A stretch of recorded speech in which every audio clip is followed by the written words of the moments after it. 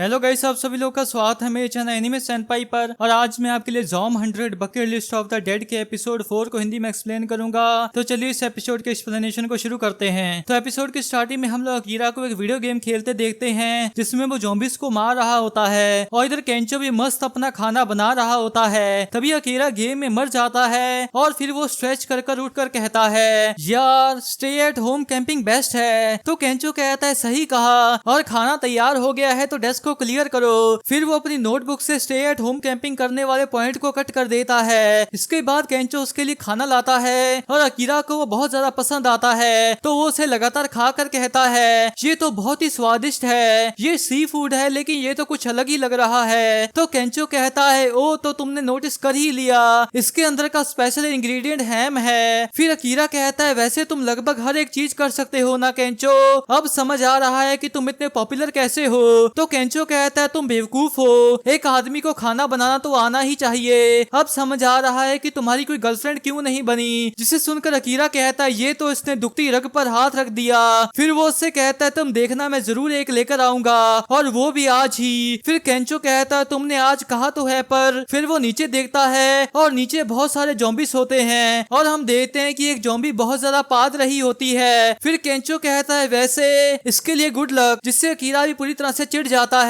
इसके बाद इंट्रो शुरू होता है और इंट्रो के बाद केंचो कहता है, ये क्या है, 100 चीजें जो कि मैं ज़ॉम्बी बनने से पहले करना चाहता हूँ। और ये क्या लिखा है, एक फ्लाइट अटेंडेंट के साथ वाइन एंड डाइन करना, यानी कि खाना खाना, ये कुछ ज्यादा नहीं हो गया। तो अकीरा कहता है, जॉब को छोड़ने से मेरी आंखें खुल गई हैं, इसलिए मैं वो सब करूंगा जो कि मैं कभी करने का सोचता था। तो केंचो कहता है, डरावना है कि कैसे एक एक्सप्लॉयटेटिव यानी कि शोषण करने वाली कंपनी में काम करने से तुम्हारे दिमाग का स्क्रू ढीला हो गया है, पर ये तो 100 के नजदीक भी नहीं है। अरे हाँ, क्या मैं भी अपनी चीजें इस लिस्ट में ऐड कर सकता हूँ। फिर केंचो वो पेन उठाता है और उसके ऊपर एक स्टैंड अप कॉमेडियन बनना लिख देता है। तभी अकीरा कहता है, हे रुको, और अब ये ऐसे हो गया है कि मुझे इसे भी पूरा करना पड़ेगा। तो केंचो कहता है, कोई बड़ी बात नहीं है, हम इससे मेरी भी लिस्ट बनाएंगे, अगर तुम मुझे नहीं बचाते तो अब तक मैं किसी लव होटल में मरा पड़ा होता, तो अब से इस सफर में मुझे भी जोड़ लो। जिससे अकीरा भी खुश हो जाता है और कहता है, तो ठीक है, क्या हम एक ही बिक्यूरो चलें, मुझे एक बड़ा वाइड स्क्रीन टीवी चाहिए। फिर हम उन दोनों को बुलेट पर देखते हैं और अकीरा कहता है, वैसे केंचो तुम एक कॉमेडियन क्यों बनना चाहते हो। तो केंचो कहता है, जब मैं एक छोटा बच्चा था मुझे अलग अलग तरीके के कॉमेडी शोज देखना बहुत पसंद था, शायद इसीलिए ही मैं हमेशा से एक बनना चाहता था और यही मेरा सपना था। तो अकीरा मन में कहता है, अच्छा उसका सपना, वैसे सोचा जाए तो मेरा सपना क्या था, क्या एक कंपनी में काम करना मेरा सपना था। तभी केंचो अकीरा को बुलाता है और अकीरा भी एकदम से बुलेट को रोक देता है और हम देखते हैं कि आगे का रास्ता पूरी तरह से बंद हो चुका होता है। फिर केंचो कहता है, हमें और रास्ता ढूंढना पड़ेगा, पर तभी उनकी नजर पीछे पड़ती है और हम एक बड़े से टैंकर को उनकी ओर आते हुए देखते हैं और उस टैंकर का ड्राइवर भी ज़ॉम्बी बन चुका होता है। फिर केंचो कहता है, अकीरा ये बुरा है, अगर ये हमारे साथ टकराया तो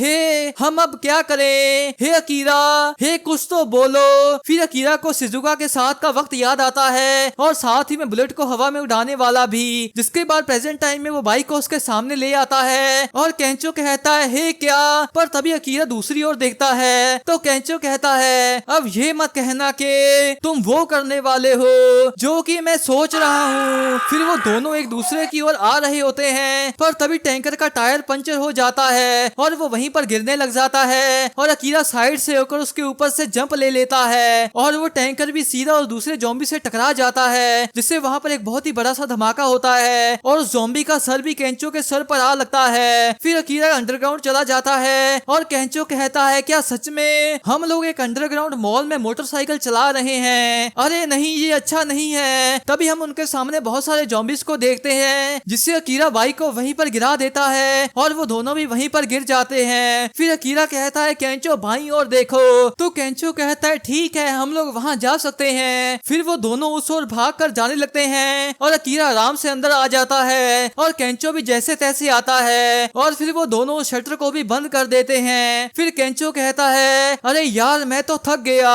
कौन सोच सकता था कि एक टीवी लाने के लिए इतना झमेला करना पड़ेगा।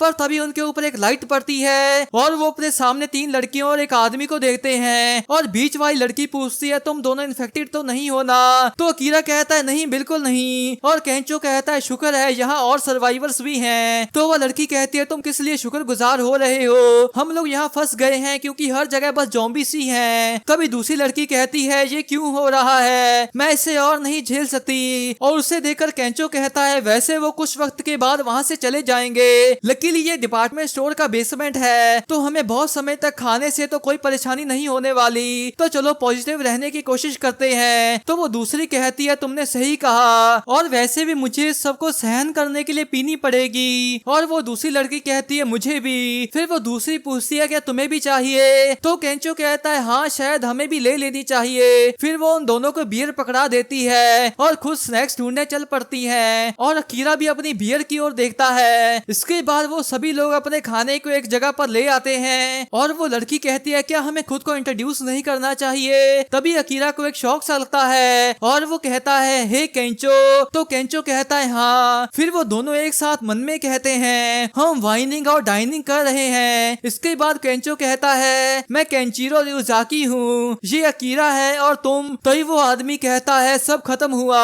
हम सभी मरने वाले हैं। फिर केंचो कहता है तुम्हारे बारे में क्या, तो वो लड़की कहती है मैं रेका हूँ। फिर दूसरी कहती है मैं माकी हूँ, और तीसरी कहती है मेरा नाम युकारी है। फिर केंचो कहता है हम लोग कॉलेज के दोस्त हैं, और तुम्हारा क्या तुम को वर्कर्स हो। तो रेका कहती है हाँ कह सकते हो, हमारी आखिरी फ्लाइट लेग्स से वापस आई थी और जब हम जापान आए तो ये सब हो गया।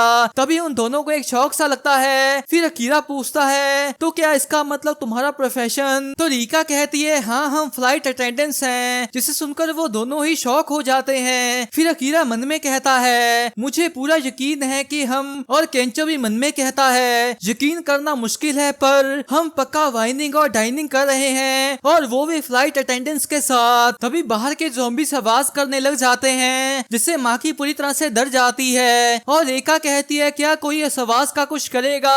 तभी उसकी शराब खत्म हो जाती है तो वो और लेने चली जाती है, और अकीरा घबराया मन में कहता है अब मैं क्या करूं, ये मेरा फ्लाइट अटेंडेंट्स के साथ वाइन और डाइन करने का मौका है जैसा मैं हमेशा से चाहता था, पर हमारा वक्त अच्छा नहीं चल रहा, ये बहुत ही बुरा है। जब मैं स्टूडेंट था तो मैं सिर्फ क्लब के बारे में ही सोचता था, और जब मैं जॉब पर था तो मैं सिर्फ काम पर ही फोकस करता था। ऐसे सिचुएशन में क्या करते हैं मेरे पास उसका कोई आइडिया नहीं है। तो वो एकदम से कहता है नहीं होश में आओ और जल्दी से बात करने के लिए कोई टॉपिक ढूंढो, चाहे वो जो भी हो। फिर वो युकारी के पास जाकर बैठ जाता है और पूछता है तो युकारी क्या तुम्हारा कोई बॉयफ्रेंड है। तो युकारी कहती है क्या तुम सच में मुझसे इस हालात में ये सवाल पूछ रहे हो, जिससे अकीरा भी घबरा जाता है और मन में कहता है अरे नहीं मैंने तो गड़बड़ कर दी, मैं इसे कैसे ठीक करूं। ओह हाँ मुझे पता है, केंचो को जरूर पता होगा।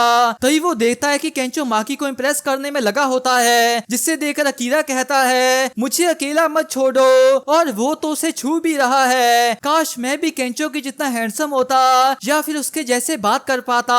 तभी केंचो उसकी ओर देखता है और एक स्माइल करता है, जिससे अकीरा की पूरी तरह से जल जाती है। फिर अकीरा मन में कहता है मैं इसे इस तरह से खत्म नहीं होने दूंगा, मैं भी एक फ्लाइट अटेंडेंट को पटाना चाहता हूँ, मैं इस मौके को गंवाने की जगह पर ज़ॉम्बीज़ के हाथों खाया जाना पसंद करूंगा। फिर अकीरा उनसे कहता है मैं अकीरा टेंडो हूँ, मैंने एक एक्सप्लॉयटेटिव कंपनी में 3 साल काम किया है, मेरे पास किसी से भी ज्यादा गूदा और जोश है, और अब मैं इस टकीला को एक ही बार में पीऊंगा, जिससे वो सभी लोग भी शौक से हो जाते हैं। और तभी रेखा वहाँ आती है और वो उसे देखकर कहती है बहुत अच्छे लड़के, करते रहो। तभी केंचो कहता है मैं भी पीछे नहीं हटने वाला। इसके बाद अकीरा उस बॉटल को गिराकर अपने घुटनों पर बैठ जाता है और वहीं पर बेहोश हो जाता है, और इधर वो तीनों केंचो की हरकतों को देखकर जोर जोर से हंस रही होती हैं। इसके बाद हम उसे एक टॉयलेट में उल्टी करते हुए देखते हैं, और वो कहता है मुझे उसे एक बार में नहीं पीना चाहिए था। तभी युकारी वहाँ पर आती है और वो उसकी पीठ पर हाथ रखकर कहती है जरा सुनना, जिससे अकीरा भी चौंक सा जाता है। फिर युकारी पूछती है क्या तुम ठीक हो, और उसे वहाँ पर देखकर अकीरा मन में कहता है शायद मेरे पास अब भी चांस है। और इधर केंचो माकी से कहता है शायद इसके ऊपर एक बेड स्टोर है। इधर हम देखते हैं कि उस आदमी की टांग को एक ज़ॉम्बी ने काट लिया होता है। तभी रेखा कहती है अपना मुंह बंद करो, और वो नशे में अजीब अजीब सी बातें कर रही होती है, और इधर वो इंसान भी नीचे गिर जाता है और एक ज़ॉम्बी में बदलने लग जाता है। फिर वो रेखा की टांगों को पकड़ता है और रेखा कहती है क्या कमीने, आखिर ये तुम क्या कर रहे हो, जल्दी से वहाँ से हटो, तुम्हारे जैसे बुढ़े इंसान के साथ मैं ऐसा कभी कभी नहीं करने वाली। लेकिन तभी उसे एक शौक सा लगता है क्योंकि वो आदमी पूरी तरह से ज़ॉम्बी में बदल चुका होता है। जिसके बाद रेका जोर से चिल्लाती है और इधर केंचो उठकर कहता है ये किसके चिल्लाने की आवाज थी। तो माकी कहती है क्या तुम किस बारे में बात कर रहे हो। तो केंचो कहता है कुछ तो गड़बड़ लग रही है। तो माकी कहती है किसे परवाह है, चलो फिर से करते हैं। इधर अकीरा कहता है शुक्रिया, अब मुझे अच्छा लग रहा है। तो युकारी कहती है शुक्र है। फिर अकीरा पूछता है वैसे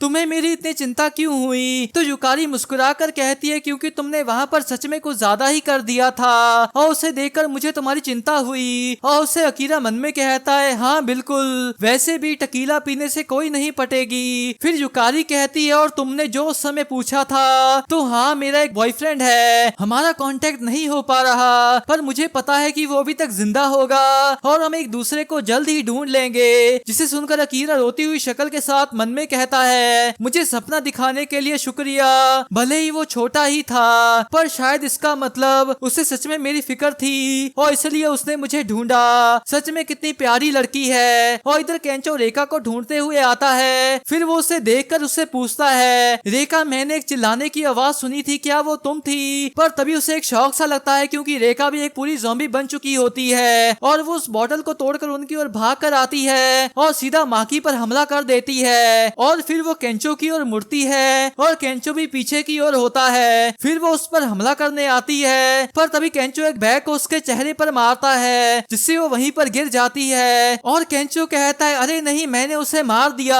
भले ही वो एक ज़ॉम्बी थी पर फिर भी मैंने उसे मार दिया, माफ करना प्लीज मुझे माफ करना। पर रुको वो बुढ़ा कहाँ पर है। इधर युकारी अकीरा से कहती है अकीरा तुमने बताया था कि तुमने एक्सप्लॉयटेटिव कंपनी में 3 साल काम किया है, सही कहा ना। मेरा अभी ये तीसरा साल है इसलिए मैं तुम्हारे जज्बात समझ सकती हूँ। ये जॉब आपको शारीरिक और मानसिक दोनों तौर से थका देती है पर मैंने इसे करना जरूरी रखा क्योंकि मैं सोचती थी कि पैसेंजर्स की जान हम पर निर्भर करती है। पर एक दिन एक बुढ़ा आदमी फ्लाइट की देरी की वजह से गुस्सा हो गया और उसने हम सभी को फ्लाइट वेटरेस बोल दिया। जिसे सुनकर अकीरा कहता है ये तो बहुत ही भयानक है। फिर युकारी कहती है उन शब्दों ने मुझे ये सोचने पर मजबूर कर दिया कि आखिर मैं इतनी कड़ी मेहनत कर ही क्यों रही थी। वैसे आखिर में ये मेरी ही गलती है कि मैंने ये सोचा कि ये शायद मेरी ड्रीम जॉब है। फिर अकीरा कहता है मेरे केस में मुझे ऐसा लगा कि मुझे एक जॉब ढूंढनी चाहिए और ये कि मुझे एक जॉब की जरूरत है। मैं एक प्रोडक्शन कंपनी में काम करने लग गया क्योंकि ये बहुत ही आकर्षक लग रही थी पर जैसा मैंने सोचा था इंडस्ट्री उससे बिल्कुल अलग थी और ओवर टाइम तो मेरा बस उसे छोड़ने का एक बहाना था। पर अब जब मैं सोचता हूँ तो जो चीजें मैं करना चाहता हूँ वो बस वैसी चीजें थी जो कि दूसरे भी करना चाहते थे।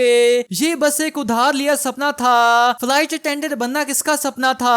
अगर ये तुम्हारा है तो तुम्हें उसे करते रहना चाहिए। और एक बुढ़े के गुस्से की किसे पड़ी है। जिसे सुनकर युकारी भी चौंक सी जाती है। फिर वो कहती है मैं। पर तभी वो आदमी वहाँ पर आ जाता है और वो सीधा युकारी पर हमला कर देता है जिससे देखकर अकीरा भी शौक हो जाता है। फिर अकीरा युकारी के पास जाकर उससे दूर करता है और उसे एक पंच मारकर उसे सीढ़ियों से नीचे फेंक देता है। फिर वो युकारी की ओर देखता है और युकारी जब खड़ी होकर मुड़ती है तो हम उसकी गर्दन पर भी ज़ॉम्बी के काटने का निशान देखते हैं जिसे देखकर अकीरा उसकी ओर आने लगता है लेकिन युकारी कहती है कोई बात नहीं तुम जल्दी से जाओ। तो अकीरा कहता है नहीं मैं ऐसा नहीं कर सकता और इतनी बातें करने के बाद तो बिल्कुल भी नहीं। फिर वो उसे पकड़ लेता है और युकारी कहती है जब मैं तुम्हारी पीठ सहला रही थी तब मुझे अपने बचपन की पहली फ्लाइट याद आई। उस समय मैं एयर सिकनेस से बहुत बीमार हो गई थी पर एक फ्लाइट अटेंडेंट ने मेरी पीठ को आराम से सहलाया और उससे मुझे बहुत खुशी हुई और मैंने बड़ी होकर उसके जैसे बनने का सोच लिया।